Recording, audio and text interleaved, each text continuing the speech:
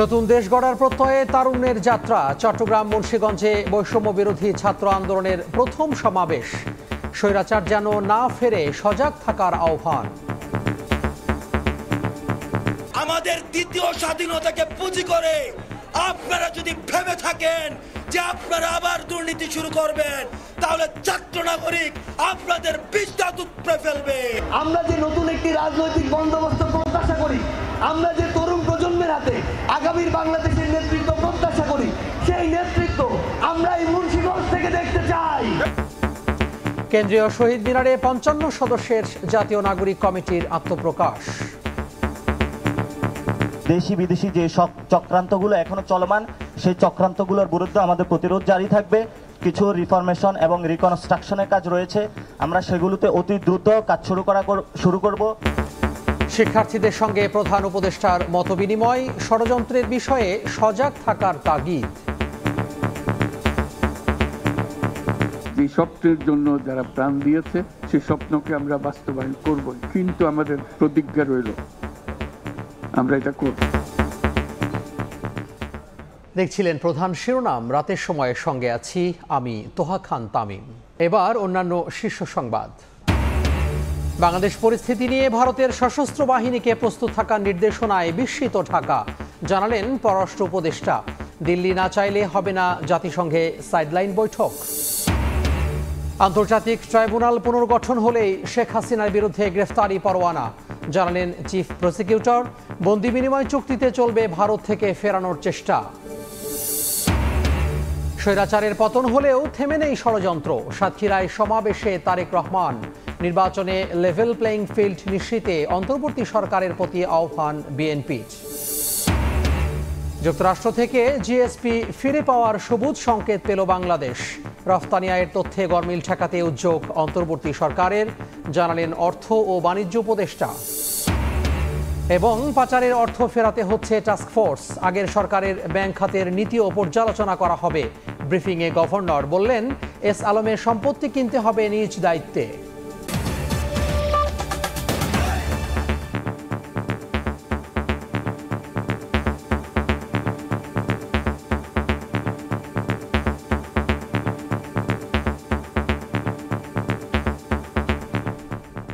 নতুন দেশ গড়ার প্রত্যয়ে তারুণ্যের যাত্রা এবার বিভাগ ও জেলা পর্যায়ে। প্রথম পর্যায়ে চট্টগ্রাম ও মুন্সিগঞ্জে মতবিনিময় সভা করলেন বৈষম্য বিরোধী ছাত্র আন্দোলনের সমন্বয়করা। হাজারো শিক্ষার্থীর অংশগ্রহণে জনসমুদ্রে পরিণত হয় সভা। নতুন দেশ গড়তে তরুণদের দায়িত্ব নেয়ার আহ্বান জানান হাসনাত আবদুল্লাহ ও সার্জিস আলম। স্বৈরাচার যেন আর না ফিরতে পারে সে বিষয়ে ছাত্র জনতাকে সজাগ থাকার আহ্বান জানান তারা।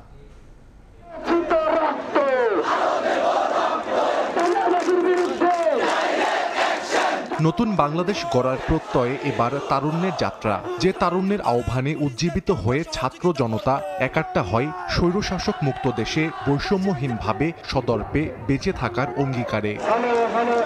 যাদের সাহসিকতায় নিজের জীবন বাজি রেখে ভয়হীন অক্লান্ত পরিশ্রমে দেশে আজ নব স্বাধীনতা, সেই বৈষম্য বিরোধী ছাত্র আন্দোলনের সমন্বয়কদের তারুণ্য যাত্রায় হাজার হাজার শিক্ষার্থীদের যোগদানে জনসমুদ্রে পরিণত হয় সভা সমাবেশ। দেশ সংস্কারের লক্ষ্য নিয়ে বৈষম্য বিরোধী ছাত্র আন্দোলনের বিভাগীয় জেলা পর্যায়ের সফরে চট্টগ্রামের লালদিঘির পার তারুণ্যের জোয়ারে কানায় কানায় পরিপূর্ণ হয়। খণ্ড খণ্ড মিছিল নিয়ে বিকেল ৩টার পর থেকে আসতে থাকেন নানা সরকারি বেসরকারি বিশ্ববিদ্যালয়ের শিক্ষার্থীরা। কেন্দ্রীয় সমন্বয়ক হাসনাত আবদুল্লাহ এই কর্মসূচিতে অংশ নেন। গণঅভ্যুত্থান পরবর্তী ভাবনায় তুলে ধরেন আগামীর বাংলাদেশ কেমন হবে। ছাত্রদের পাশাপাশি সাধারণ নাগরিকদের সঙ্গেও মতবিনিময় সভা করেন। আমাদের একটি আন্দোলন শেষ হয়েছে, কিন্তু স্বাধীনতা রক্ষার আন্দোলন আমাদের চলবে। দুর্নীতিবাজ যারা রয়েছে আপনাদেরকে সতর্ক করতে চাই, আপনারা 16 বছর একটা দলের ছত্রছায়ায় ছিলেন, এখন যদি আবার আরেকটা দলের ছত্রছায়ায় এসে আপনারা দুর্নীতি করার চেষ্টা করেন, ছাত্র জনতা আপনাদেরকে দেখে নিবে। এই যে আমাদের স্বাধীনতা অর্জন হয়েছে। এর আগে চট্টগ্রাম বিশ্ববিদ্যালয়ের ডক্টর মুহাম্মদ ইউনুস ভবনের অডিটোরিয়ামে ছাত্রদের সঙ্গে মতবিনিময় সভায় বৈষম্য বিরোধী ছাত্র আন্দোলনের অন্যতম সমন্বয়ক হাসনাত আব্দুল্লাহ ছাত্র রাজনীতি নিয়ে নানা পরামর্শ দেন শিক্ষার্থীদের। সমন্বয়কদের নাম ভাঙিয়ে অনিয়ম করলে ছাড় না দেওয়ার বিষয়েও হুঁশিয়ারি দেন এই সমন্বয়ক। যারা পেশিবাদের ফুট সোলজার ছিল, এই সকল সাইফুলরা, সকল বুলবুলরা কিন্তু এখন চেঞ্জ হতে যাচ্ছে। তারাই হচ্ছে এই সমন্বয়ক এবং সহ সমন্বয়ক নিয়ে বাংলাদেশের প্রত্যেকটি প্রান্তিক জনপর্যায় থেকে শুরু করে গুলশান বনানী এলাকা পর্যন্ত এগুলি নিয়ে হচ্ছে কনফ্লিক্টে জড়িত।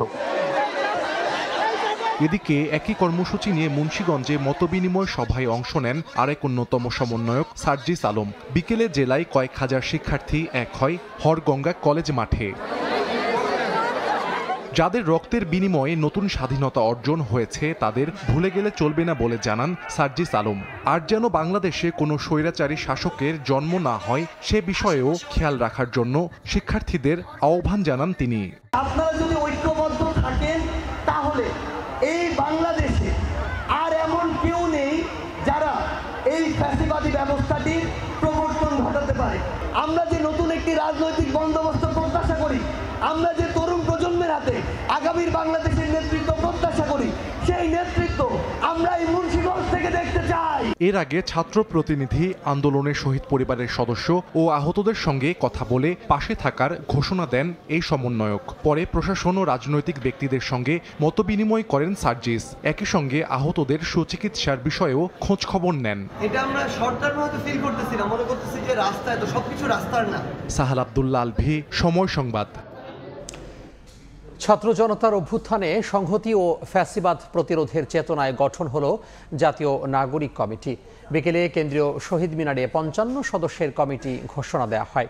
নতুন দেশ করতে দলীয় ভেদাভেদ ভুলে ঐক্যবদ্ধ হওয়ার আহ্বান জানান নেতারা।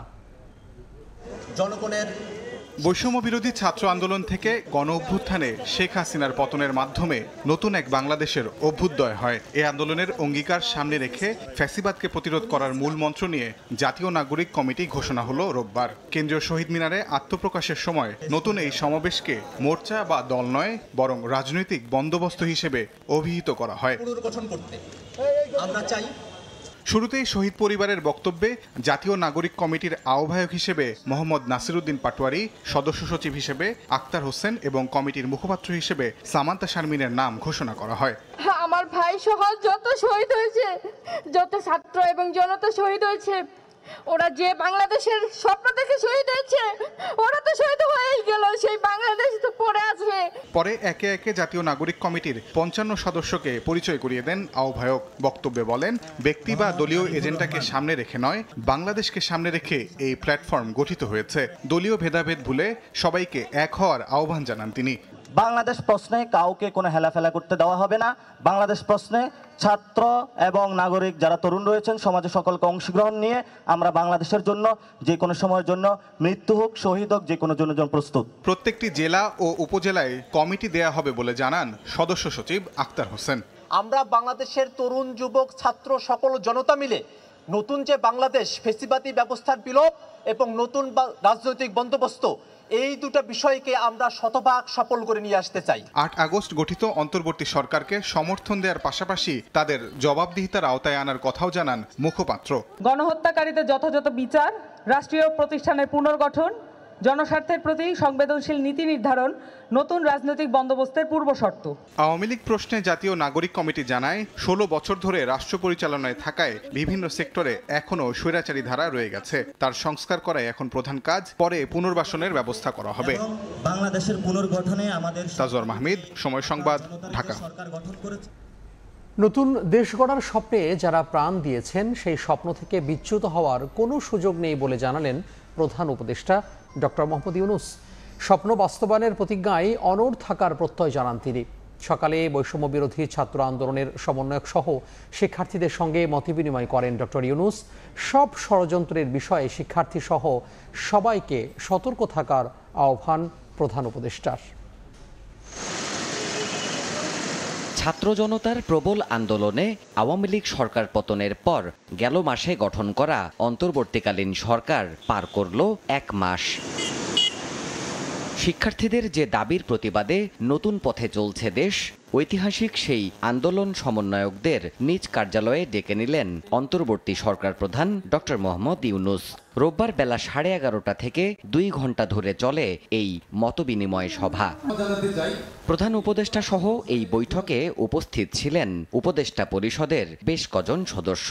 সমন্বয়করা দাবির সুরেই সরকারের কাছে উত্থাপন করেন তাদের চাওয়াগুলো। মব জাস্টিসটাকে নিয়ন্ত্রণ করা আসলে এই মুহূর্তে আমি মনে করি প্রধান কাজের মধ্যে একটি। ধর্মকে ব্যবহার করে যে রাজনৈতিক ব্যাপার সেটাকে বন্ধ করতে হবে। কাঁচা বাজার থেকে শুরু করে মাছের বাজারে ঢোকা যাচ্ছে না, সে দ্রব্যমূল্যের নিয়ন্ত্রণ করতে হবে। যে রক্ত ঝরেছে সেটা ঋণ শোধ করার দায় এখন আমাদের কাঁধে। শিক্ষার্থীদের বক্তব্য শোনার পর তাদের উদ্দেশ্যে কথা বলেন প্রধান উপদেষ্টা। আমরা নতুন বাংলাদেশের অফিস এটা করেছি, নতুন বাংলাদেশ গড়ার জন্য আমরা এখানে এসেছি। ডক্টর ইউনূস জানান, কাঙ্ক্ষিত যে দেশের স্বপ্নে প্রাণ ঝরল মানুষের, সেই প্রয়াস থেকে পিছপা হওয়া যাবে না। যে স্বপ্নের জন্য যারা প্রাণ দিয়েছে সেই স্বপ্নকে আমরা বাস্তবায়ন করবই। এটার থেকে আমাদের বেরিয়ে যাবার কোনো উপায় নেই। আমাদের যোগ্যতা না থাকতে পারে, আমাদের ক্ষমতা না থাকতে পারে, কিন্তু আমাদের প্রতিজ্ঞা রইল আমরা এটা করব। শিক্ষার্থীদের এই আন্দোলন শুধু দেশ নয়, বিশ্ব পরিমণ্ডলেও বড় জাগরণ তৈরি করেছে বলেও উল্লেখ করেন প্রধান উপদেষ্টা। শুধু বাংলাদেশের মানুষ উতলা হয়ে গেছে নতুন বাংলাদেশ করার জন্য, তাই না? আমাদের যত বাংলাদেশি সারা দুনিয়া জুড়ে আছে, তোমরা একটু আগে বলেছো তাদের কথা, তারা সবাই বলছে যে আমরা আসতে চাই, আমরা এই নতুন স্বপ্ন বাস্তবায়নে শরিক হতে চাই। কাজে তারা, তোমরা যে ঢেউ উঠিয়েছ শুধু এখানকার মনে না, সারা দুনিয়ার বাংলাদেশিদের মনে এই ঢেউ উঠিয়েছ। দেশ গড়ার নবযাত্রা থামিয়ে দেয়ার ষড়যন্ত্র রুখে দিতে শিক্ষার্থীদের সদা সতর্ক থাকার আহ্বান নোবেলজয়ী ডক্টর ইউনূসের। বহু লোক বসে আছে যারা এই দুঃস্বপ্ন থেকে আমরা জেগে ওঠার কারণে দিশেহারা হয়ে গেছে। তারা চেষ্টার ত্রুটি করবে না। কাজে যে কাজ শুরু করেছ, এই কাজ সমাপ্ত না হওয়া পর্যন্ত এর থেকে বেরিয়ে যেও না। আগামীর বাংলাদেশের জন্য প্রত্যেক শিক্ষার্থীকে যোগ্য হয়ে নিজেকে গড়ে তোলার তাগিদও দেন অন্তর্বর্তী সরকারের প্রধান উপদেষ্টা ডক্টর মোহাম্মদ ইউনূস। এই সাধারণরাই অসাধারণ হিসেবে পৃথিবীব্যাপী স্বীকৃত হবে। দেবাশিস রায়, সময় সংবাদ, ঢাকা। মব জাস্টিস কোনোভাবেই গ্রহণযোগ্য নয়। স্বৈরাচারের দোসরদের আইন অনুযায়ী বিচার করা হবে। সরকারের ব্যাপারে কঠোর অবস্থানে আছে বলে জানিয়েছেন প্রধান উপদেষ্টার বিশেষ সহকারী মাহফুজ আলম। প্রধান উপদেষ্টা ডক্টর মোহাম্মদ ইউনূসের সঙ্গে শিক্ষার্থীদের বৈঠকের আলোচ্য বিষয় নিয়ে বিকেলে ফরেন সার্ভিস একাডেমিতে ব্রিফিংয়ে কথা বলেন তিনি। এ সময় প্রধান উপদেষ্টার প্রেস সচিব শফিকুল আলম জানান, গণ আন্দোলনে প্রায় 18,000 ছাত্র জনতা আহত হন। তাদের সবার তথ্য সংগ্রহের কাজ চলছে। ঢাকা বিশ্ববিদ্যালয়ে বিসি মহোদয় বলেছেন যে 22শে সেপ্টেম্বর থেকে হয়তো বিশ্ববিদ্যালয়ের নিয়মিত কার্যক্রম শুরু হবে। মব জাস্টিসের বিষয়ে খুব ক্লিয়ার অবস্থান গভর্নমেন্টের, সরকারের পক্ষ থেকে, যে এটা কোনোভাবেই হতে দেওয়া যাবে না। এবং যারা যারা এটার সাথে জড়িত আছেন, বিভিন্ন ফরম্যাটে মাজারে হামলা, মন্দিরে হামলা এবং কোনো ব্যক্তিকে আক্রোশের কারণে হামলা, সবগুলো হামলার ব্যাপারে আইন যেভাবে ব্যবস্থা নেওয়ার কথা বলে ওইভাবেই ব্যবস্থা নেওয়া হবে। 18,000 ছেলে আহত হয়েছে, ছেলে মেয়ে, ছেলে, ছাত্র জনতা, দিনমজুর, শ্রমিক, পেশাজীবী। এটা তো শুধুমাত্র ছাত্ররা সম্মুখভাগে ছিল, কিন্তু পরবর্তীতে এটা পুরো একটা ন্যাশনাল আপরাইজিং। তা আমরা সবার ঠিকানা নিচ্ছি। 8 আগস্ট থেকে 8 সেপ্টেম্বর জুলাই অভ্যুত্থানের পর গঠিত অন্তর্বর্তীকালীন সরকারের 1 মাস পূর্ণ হলো আজ। দিনের হিসেবে মাত্র 30 দিন, কিন্তু এই মাসে রাষ্ট্রনীতিতে কি সংস্কার আনতে পারল ছাত্র জনতার সরকার? সরকারের সামনে জরুরি চ্যালেঞ্জগুলোই বাকি। নতুন এক পরিবর্তিত বাংলাদেশে সরকারের 1 মাসের খানিকটা তুলে ধরেছেন তাজওয়ার মাহমিদ। মুক্তির মন্ত্রে দীক্ষা নিয়ে 3 দিন পর 8 আগস্ট শপথ নেয় অন্তর্বর্তীকালীন সরকার। ছাত্র জনতার মূল দাবি রাষ্ট্র সংস্কারই হয়ে ওঠে সরকারের লক্ষ্য। দায়িত্ব গ্রহণের আগের 3 দিন দেশে কোনো সরকার ছিল না। অচল হয়ে পড়ে মনোবল ভেঙে যাওয়া পুলিশ বাহিনী। সরকারের সঙ্গে কয়েক দফা বৈঠকের পর 11 আগস্ট থানায় ফেরা শুরু করেন পুলিশ সদস্যরা। বিগত সরকারের আইজিপি থেকে শুরু করে ঊর্ধ্বতন পুলিশ কর্মকর্তাদের অবসরে পাঠিয়ে নতুন নিয়োগ দেয়া হয়। প্রশাসনের কেন্দ্রবিন্দু সচিবালয়ে শুরু হয় ব্যাপক রদবদল। স্বৈরাচারী সরকারের নিয়োগকৃত চুক্তিভিত্তিক সব সচিবকে বাধ্যতামূলক অবসরে পাঠায় ডক্টর ইউনূস সরকার। সংস্কারের উদ্যোগ হিসেবে বেশিরভাগ মন্ত্রণালয়, দপ্তর ও অধিদপ্তরের দায়িত্বে আসে নতুন মুখ। ঢাকা বিশ্ববিদ্যালয়ের উপাচার্য নিয়োগ দেওয়া হয়েছে। খালি রয়েছে অনেক বিশ্ববিদ্যালয়ের উপাচার্যের পদ। কূটনৈতিক ক্ষেত্রেও পাল্টেছে অবস্থান। এখন যেন একটু ফ্রন্টফুটে বাংলাদেশ। বিএসএফ এর গুলিতে মৌলভীবাজারে স্বর্ণা দাস নামে এক কিশোরী হত্যায় দিল্লিকে কড়া প্রতিবাদ জানায় ঢাকা। ফেনীর আকস্মিক বন্যার কারণও জানতে চাওয়া হয় ভারতের রাষ্ট্রদূতের কাছে। এছাড়া জাতিসংঘের গুমবিরোধী যে সনদে শেখ হাসিনা সরকার দীর্ঘদিন স্বাক্ষর করেনি, তাতে সই করে অন্তর্বর্তী সরকার।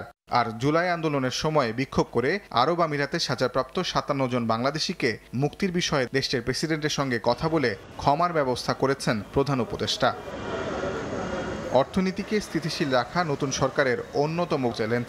বাংলাদেশ ব্যাংকের গভর্নর, এনবিআর চেয়ারম্যান থেকে শুরু করে বেশিরভাগ অর্থনৈতিক প্রতিষ্ঠানের কর্তা ব্যক্তিদের সরিয়ে নতুন নিয়োগ দেওয়া হয়েছে। এছাড়া ভোক্তাদের কষ্ট কমাতে নিত্যপণ্যের আমদানি শুল্ক কমিয়েছে সরকার। খেলাপি ঋণের ব্যাপারে অ্যাকশন নেওয়া হচ্ছে। যেসব ব্যাংকের প্রবলেম ছিল ওসব ব্যাংকের আপনারা দেখছেন রিঅর্গানাইজ করা হচ্ছে। লিকুইডিটি প্রবলেম ছিল সেগুলি নিয়ে সলভ করছে গভর্নর। তবে আমরা অলরেডি বলে দিচ্ছি একটা টাস্ক ফোর্স হবে অর্থ আনার জন্য। তারপরে আপনার সংস্কারের ব্যাপারে আমরা কথাবার্তা বলছি। সারা দেশের স্থানীয় জনপ্রতিনিধিদের সরিয়ে বসানো হয়েছে নতুন প্রশাসক। সরকারের উপদেষ্টারা বলছেন দীর্ঘদিনের অচলায়তন কাটাতে কিছুটা সময় লাগবে। লোকাল গভর্নমেন্টের একেবারে গ্রাসরুট লেভেল পর্যন্ত ক্যাপাসিটি বিল্ডিংটা হচ্ছে আমার প্রায়োরিটি। জনগণ কোন কোন সংস্কারগুলো আমাদেরকে দিয়ে করাতে চায় সেই জায়গা থেকে আসলে সময়টা নির্ধারিত হবে। তার জন্য যতটুকু সময় প্রয়োজন ততটুকু সময়ই আমরা। এদেশের মানুষ তো আসলে একটা শ্বাসরুদ্ধকর অবস্থার মধ্যে ছিল, কেউ কোনো কথা বলতে পারেনি। এখন একটা গণতান্ত্রিক পরিবেশ তৈরি হয়েছে, এখন একটা জনগণের একটা সরকার গঠিত হয়েছে। সেই জায়গা থেকে মানুষের আশা আকাঙ্ক্ষা এবং বঞ্চনার যে জায়গাগুলো সেগুলো নিয়ে তারা প্রত্যেকটা সেক্টর থেকে কথা বলছেন এবং সেটাকে আমরা অবশ্যই সাধুবাদ জানাই। সরকারের সবসময় ফার্স্ট প্রায়োরিটি হবে আলোচনা করা। সামনের দিনে সংবিধান সংস্কার সহ বেশ কয়েকটি বড় চ্যালেঞ্জ রয়েছে এই সরকারের কাছে। অচিরেই রাষ্ট্র সংস্কারের রূপরেখা দেয়া হবে অন্তর্বর্তী সরকারের পক্ষ থেকে। সংবিধান থেকে শুরু করে প্রতিটি সাংবিধানিক প্রতিষ্ঠানের যে সংস্কার, সেই সংস্কারের জন্য কাজ করবে। তাজওয়ার মাহমুদ, সময় সংবাদ, ঢাকা। সশস্ত্র বাহিনীকে প্রতিরক্ষা মন্ত্রী রাজনাথ সিং এর প্রস্তুত থাকার নির্দেশনায় বিস্মিত ঢাকা। দুপুরে সাংবাদিকদের প্রশ্নোত্তরে কথা জানান পররাষ্ট্র উপদেষ্টা তৌহিদ হোসেন। ভারতের সঙ্গে ভবিষ্যতে কোনো যুদ্ধের আশঙ্কা দেখছেন না তিনি। বলেছেন যে কোনো দেশ যে কাউকে রাজনৈতিক আশ্রয় দিতে পারে। এক্ষেত্রে উচিত অনুচিতের বিষয়টি খতিয়ে দেখবে বাংলাদেশ। গত 5 আগস্ট শেখ হাসিনার পতন এবং পালিয়ে যাওয়ার পর থেকে ভারতের সঙ্গে বাংলাদেশের কূটনৈতিক সম্পর্কের নতুন মোড় নিয়েছে। এরই মধ্যে বৃহস্পতিবার ভারতের প্রতিরক্ষা মন্ত্রী রাজনাথ সিং রাশিয়া ইউক্রেন যুদ্ধ, ইসরায়েল হামাস সংঘাতের পাশাপাশি বাংলাদেশের সঙ্গে যুদ্ধ মোকাবিলায় দেশটির সশস্ত্র বাহিনীকে তৈরি থাকতে বলেছেন। এ বক্তব্য নিয়েই দেখা দিয়েছে নানামুখী আলোচনা। রোববার পররাষ্ট্র উপদেষ্টা বলেন, ভারতের প্রতিরক্ষা মন্ত্রীর এমন বক্তব্যে তিনি অবাক। কোনো অবস্থাতেই ভারতের সঙ্গে যুদ্ধের সম্ভাবনা নেই। আমি যতটা উদ্বিগ্ন তার থেকে বেশি অবাক যে উনি এ ধরনের কথা কেন বললেন। আমি এটার কোনো কারণ খুঁজে পাই না। আমি কোনো অবস্থাতেই মনে করি না যে ভারতের সাথে আমাদের কোনো যুদ্ধবিগ্রহ হওয়ার সম্ভাবনা আছে। ইউক্রেন এবং হামাসের সাথে বাংলাদেশ কী করে তুলনীয় হয় এটাও আমার বোধগম্যতার বাইরে। আমি কোনো নিজার রিয়াকশন দেখাতে চাই না। আমরা অবশ্যই এটা দেখবো যে উনি কেন এরকম কথা বলেছেন। এদিকে শেখ হাসিনাকে ভারতে রাজনৈতিক আশ্রয় দেওয়া প্রসঙ্গে পররাষ্ট্র উপদেষ্টা বলেন, যে কোনো দেশ যে কাউকে আশ্রয় দিতে পারে, তবে দেয়া উচিত কিনা সে বিষয়টি দেখবে সরকার। স্বাভাবিকভাবে যে কোনো দেশ যে কাউকে রাজনৈতিক আশ্রয় দিতে পারে, দেওয়া উচিত কিনা এক্ষেত্রে সেটা হলো দেখার বিষয়, সেটা আমরা দেখব। বিশাল সীমানার ফাঁক দিয়ে কিছু রোহিঙ্গা ঢুকে পড়ছে ঠিকই, তবে বাংলাদেশের পক্ষে আর কোনো রোহিঙ্গাকে আশ্রয় দেয়া সম্ভব নয় বলে জানান তৌহিদ হোসেন। স্পষ্টভাবে বলেছি যে আমরা আর একজন রোহিঙ্গাকেও আশ্রয় দিতে রাজি না, কিন্তু কিছু ঢুকে যাচ্ছে। ইউএনএইচসিআর চায় যে আমরা তাদেরকে আশ্রয় দিই, কিন্তু আমরা তাদের কাছে স্পষ্ট করেছি যে আমাদের পক্ষে আর সম্ভব না। যারা আমাদেরকে উপদেশ দিতে আসে বা চায় তারা বরং তাদেরকে নিয়ে যান। এদিকে জাতিসংঘের সাধারণ অধিবেশনের সাইডলাইনে ভারতের প্রধানমন্ত্রী নরেন্দ্র মোদীর সঙ্গে প্রধান উপদেষ্টার বৈঠক এখনো নির্ধারিত নয় বলেও জানান পররাষ্ট্র উপদেষ্টা। এখনো কিছু বলতে চাই না, কারণ আমাদের কাছে কোনো কনফার্মেশন নাই যে হচ্ছে অথবা হচ্ছে না। প্রসূন আশিস, সময় সংবাদ, ঢাকা। আন্তর্জাতিক অপরাধ ট্রাইব্যুনাল পুনর্গঠন হলে মানবতা বিরোধী অপরাধের প্রধান অভিযুক্ত শেখ হাসিনার বিরুদ্ধে গ্রেফতারি পরোয়ানা চাইবে প্রসিকিউশন। এমনটাই জানিয়েছেন নবনিযুক্ত chief prosecutor advocate Tajul Islam. দুপুরে সাংবাদিকদের তিনি বলেন, ভারতের সঙ্গে বন্দি বিনিময় চুক্তির মাধ্যমে শেখ হাসিনাকে ফিরিয়ে আনার চেষ্টা করা হবে। গণহত্যার আলামত নষ্ট হওয়ার আগেই দ্রুত সারা দেশ থেকে আলামত সংগ্রহের কাজ শুরু করবে আন্তর্জাতিক অপরাধ ট্রাইব্যুনালের প্রসিকিউশন। ছাত্র জনতার গণ অভ্যুত্থানে গণহত্যার দায়ে একের পর এক অভিযোগ জমা হয় আন্তর্জাতিক অপরাধ ট্রাইব্যুনালের তদন্ত সংস্থায়। এরই মধ্যে পরিবর্তিত এই সময়ে পুনর্গঠন করা হয় ট্রাইব্যুনালের প্রসিকিউশন। আন্তর্জাতিক অপরাধ ট্রাইব্যুনালের চিফ প্রসিকিউটর হিসেবে দায়িত্ব পান প্রসিকিউটর মোহাম্মদ তাজুল ইসলাম। দায়িত্ব নিয়েই রোববার দুপুরে সাংবাদিকদের সঙ্গে কথা বলেন তিনি। গণহত্যার মূল আসামি শেখ হাসিনা উল্লেখ করে চিফ প্রসিকিউটর বলেন, ভারতের সঙ্গে বন্দি বিনিময় চুক্তির মাধ্যমে মানবতা বিরোধী অপরাধে অভিযুক্ত শেখ হাসিনাকে ফিরিয়ে আনার চেষ্টা করা হবে। ট্রাইব্যুনাল পুনর্গঠন হলেই গ্রেফতারি পরোয়ানা চাইবে প্রসিকিউশন। বাংলাদেশের সাথে ভারতের অপরাধী প্রত্যার্পণ চুক্তি, যেটা এক্সট্রাডিশন ট্রিটি, সেটা সম্পাদিত হয়েছে 2013 সালে এবং তিনি শেখ হাসিনা সরকার তিনি যখন ক্ষমতায় ছিলেন তার সময়ই এই চুক্তিটি স্বাক্ষরিত হয়েছে। তিনি যেহেতু বাংলাদেশের গণহত্যার প্রধান আসামি হবেন বলে আমরা মনে করছি, বা অধিকাংশ মামলায় তাকে আসামি করা হয়েছে, সুতরাং এই প্রক্রিয়া শুরুর মাধ্যমে আমরা আইনগতভাবেই তাকে বাংলাদেশে ফিরিয়ে এনে বিচারের মুখোমুখি করার জন্য চেষ্টা করব ইনশাআল্লাহ। জুলাই আগস্ট গণহত্যার আলামত নষ্ট হওয়ার আগেই দ্রুততম সময়ে সেগুলো সংগ্রহ করাই প্রধান চ্যালেঞ্জ বলেও জানিয়েছেন নবনিযুক্ত চিফ প্রসিকিউটর। শিগগিরই সারা দেশের আলামত সংগ্রহের কাজ শুরু করা হবে। অপরাধটা গোটা বাংলাদেশের 56,000 বর্গ মাইলের প্রায় সব জায়গায় সংঘটিত হয়েছে একই সাথে। প্রত্যেকটা জায়গায় একটা কমন ইনস্ট্রাকশন ছিল যে গুলি করে সব মেরে ফেলো। সুতরাং 56,000 বর্গ মাইলে আমাদের 64 জেলায় যতগুলো উপজেলা থানা আছে সব জায়গায় অলমোস্ট সব জায়গায় এই অপরাধগুলো সংঘটিত হয়েছে। এই অপরাধের যে আলামতগুলোকে সংগ্রহ করা, সেগুলোকে কম্পাইল করা। ছাত্র জনতা হত্যা মামলার আসামিদের কেউ যেন দেশের বাইরে পালাতে না পারে সে বিষয়েও আন্তর্জাতিক অপরাধ ট্রাইব্যুনাল ব্যবস্থা নেবে বলেও জানান চিফ প্রসিকিউটর। ফারজানা আক্তার, সময় সংবাদ, ঢাকা। এদিকে বৈষম্য বিরোধী ছাত্র আন্দোলনে যে গণহত্যা চালানো হয়েছে তার তথ্য প্রমাণ সংগ্রহের কাজ শুরু করেছে তদন্ত সংস্থা। বিকেলে আহতদের দেখতে ঢাকা মেডিকেল কলেজ হাসপাতালে যান আন্তর্জাতিক অপরাধ ট্রাইব্যুনালের চিফ প্রসিকিউটর তাজুল ইসলাম। এ সময় রোগী ও তাদের স্বজনদের সঙ্গে কথা বলে ন্যায় বিচারের আশ্বাস দেন ভুক্তভোগীদের। বলেন, যেই নিষ্ঠুরতার সঙ্গে গণহত্যা চালানো হয়েছে সেই প্রমাণ সংগ্রহের কাজটি আনুষ্ঠানিকভাবে শুরু করা হলো। সেগুলো আপনারা বলবেন, চিকিৎসার কাগজপত্র ওনারা সবই নিবে, এটা যে মামলা হবে।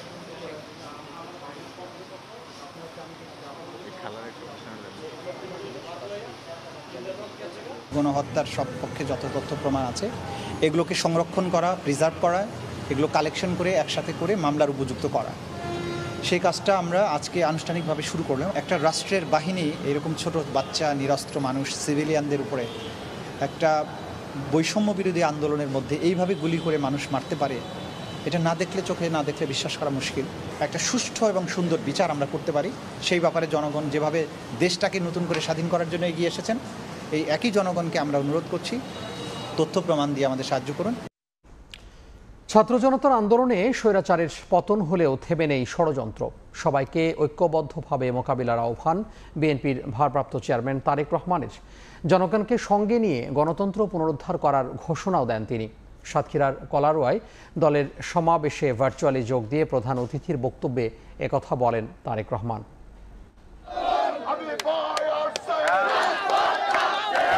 মিছিল স্লোগানে জনসমুদ্র সাতক্ষীরার কলারোয়া উপজেলা। রোববার দুপুরের পর থেকেই লাল সবুজের পতাকা আর দলীয় পতাকা নিয়ে কলারোয়া ফুটবল মাঠে জড়ো হন বিএনপি নেতাকর্মীরা। দলের ভারপ্রাপ্ত চেয়ারম্যান তারেক রহমানের বক্তব্য শুনতে বিকেল 4টার আগেই কানায় কানায় পূর্ণ হয় মাঠ। এত আয়োজন সাতক্ষীরার সাবেক সংসদ সদস্য হাবিবুল ইসলামের কারামুক্তি উপলক্ষে। 70 বছরের সাজা পাওয়া এই বিএনপি নেতা গত 3 সেপ্টেম্বর কারাগার থেকে জামিনে মুক্ত হন। মঞ্চে তাকে বরণ করে নেন নেতাকর্মীরা। সারা দেশে হাজারো বিএনপি নেতাকর্মীকে মিথ্যা মামলা দেয়া হয়েছে। স্বৈরাচার সরকারের পতন হলেও দেশ এখনো কাঙ্ক্ষিত লক্ষ্যে পৌঁছাতে পারেনি জানিয়ে তারেক রহমান বলেন, জনগণের সরকার প্রতিষ্ঠিত না হওয়া পর্যন্ত বিএনপির আন্দোলন চলবে।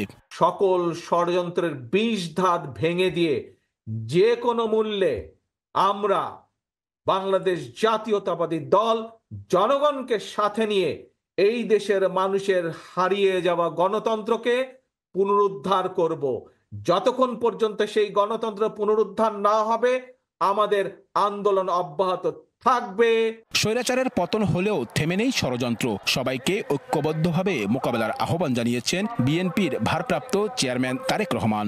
যে ষড়যন্ত্র দেশের ভেতরে ছিল, যে ষড়যন্ত্র দেশের বাইরে ছিল, তাদের সেই ষড়যন্ত্র এখনো অব্যাহত আছে। তারা কোনোভাবেই চায় না এই দেশের মানুষ তাদের গণতান্ত্রিক অধিকার ফিরে পাক। সমাবেশে বিএনপি নেতা হাবিবুল ইসলাম সহ অর্ধ শতাধিক কারামুক্ত বিএনপি নেতাকর্মীকে সংবর্ধনা দেয়া হয়। শেখ হাসিনার গাড়িবহরে হামলার অভিযোগে সাবেক সংসদ সদস্য হাবিবুল ইসলামকে ৭০ বছরের কারাদণ্ড দেন আদালত। গত ৩ সেপ্টেম্বর তিনি ঢাকা কেন্দ্রীয় কারাগার থেকে জামিনে মুক্তি পান। দুঃশাসনের সময় শেষ করে নতুন বাংলাদেশ নতুন করে সাজানোর আহ্বান জানালেন বিএনপির ভারপ্রাপ্ত চেয়ারম্যান তারেক রহমান। সব ষড়যন্ত্র মোকাবেলা করে ঐক্যবদ্ধ থেকে দেশকে জনগণই এগিয়ে নেবে, এমন প্রত্যাশা সমাবেশে আগত নেতাকর্মী থেকে সাধারণ মানুষের। সাতক্ষীরার কলারোয়া থেকে আব্দুল্লাহ আল মামুন রুবেল, সময় সংবাদ। মার্কিন জিএসপি ফিরে পাওয়ার ব্যাপারে সবুজ সংকেত পেয়েছে বাংলাদেশ। আর চলতি অর্থবছর রফতানি আয়ের প্রবৃদ্ধি লক্ষ্যমাত্রা ধরা হয়েছে 12.4%। দুপুরে রফতানি উন্নয়ন ব্যুরোর পরিচালনা পর্ষদের সভা শেষে সাংবাদিকদের কথা জানান অর্থ ও বাণিজ্য উপদেষ্টা সালেউদ্দিন আহমেদ। এদিকে ডিসেম্বরের মধ্যে এডিবি $400 বিলিয়ন সহায়তা দেবে বলেও জানান উপদেষ্টা। 2013 সালের এপ্রিলে সাভারের রানা প্লাজা ধসের রেশ ধরে অনিরাপদ কর্মপরিবেশ সামনে এনে বাংলাদেশকে অগ্রাধিকারমূলক বাণিজ্য সুবিধা জিএসপি স্থগিত করে দেয় মার্কিন যুক্তরাষ্ট্র। এরপর গেল 1 দশকের বেশি সময়ে জল গড়িয়েছে অনেক দূর। ইউরোপ আমেরিকার ক্রেতাদের জোট অ্যাকর্ড অ্যালায়েন্স বছরের পর বছর ঢাকায় কাজ করে জানিয়ে গেছে সন্তুষ্টির কথা।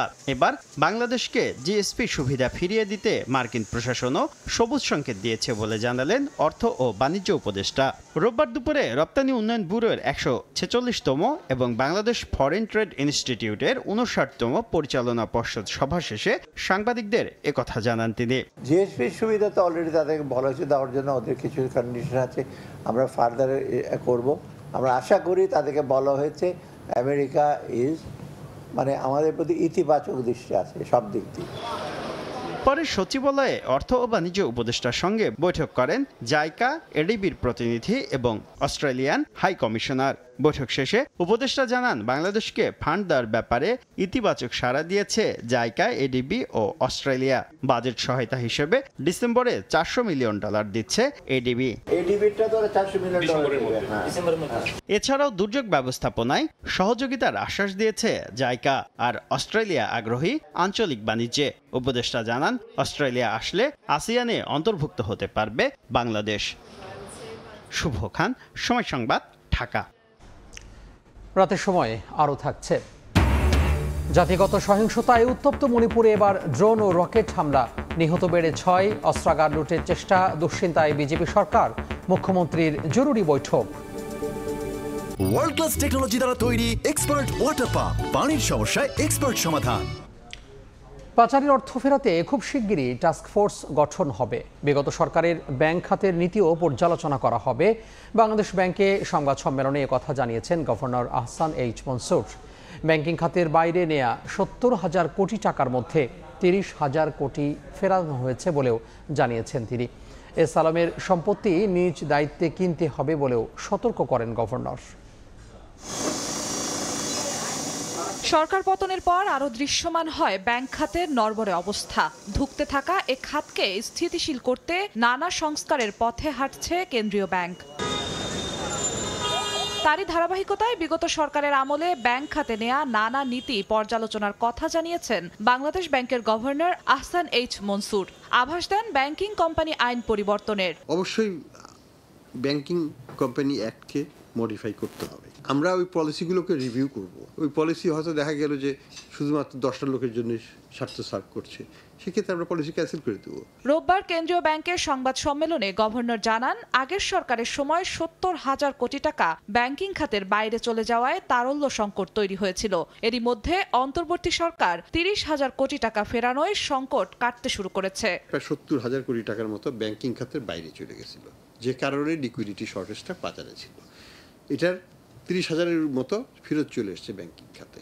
এদিকে পাচারের অর্থ ফেরাতে শিগগিরই দেশি বিদেশি বিশেষজ্ঞদের সহযোগিতায় টাস্কফোর্স গঠন করা হবে বলেও জানান তিনি। বাংলাদেশ ব্যাংক, দুদক, সিআইডি, হোম মিনিস্ট্রি, তারপরে ফরেন মিনিস্ট্রি, বিদেশেও তো উদ্ধার করার কাজ করতে হবে, ফরেন মিনিস্ট্রি, এই ধরনের বিভিন্ন অর্গানাইজেশনের সাথে একসাথে কাজ করার জন্য একটা টাস্কফোর্স করা হবে। এসালম গ্রুপের সম্পদ নিজ দায়িত্বে কিনতে হবে বলেও সতর্ক করেন গভর্নর। তারা নিজ দায়িত্বে কিনবে, এটার মালিকানার গ্যারান্টি কিন্তু আমরা দেব না। কর্মীদের স্বার্থে কোনো প্রতিষ্ঠানের অ্যাকাউন্ট বাংলাদেশ ব্যাংক জব্দ করেনি বলেও জানান গভর্নর। বাংলাদেশি এক্সপার্টদের একটা জিন্নাতারা জশোয়া, সময় সংবাদ, ঢাকা। এ পর্যায়ে শীর্ষ সংবাদগুলো জানিয়ে দিব আরও একবার।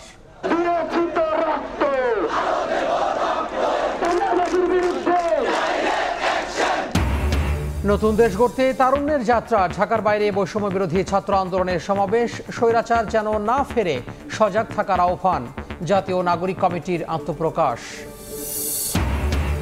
প্রাণের বিনিময়ে অর্জিত নতুন দেশ গড়ার স্বপ্ন থেকে বিচ্যুতির সুযোগ নেই, শিক্ষার্থীদের অনড় থেকে কাজ করার আহ্বান প্রধান উপদেষ্টার, ষড়যন্ত্রের বিষয়ে সজাগ থাকার তাগিদ। এবং বাংলাদেশ পরিস্থিতি নিয়ে ভারতের সশস্ত্র বাহিনীকে প্রস্তুত থাকার নির্দেশনায় বিস্মিত ঢাকা, জানালেন পররাষ্ট্র উপদেষ্টা, দিল্লি না চাইলে হবে না জাতিসংঘে সাইডলাইন বৈঠক।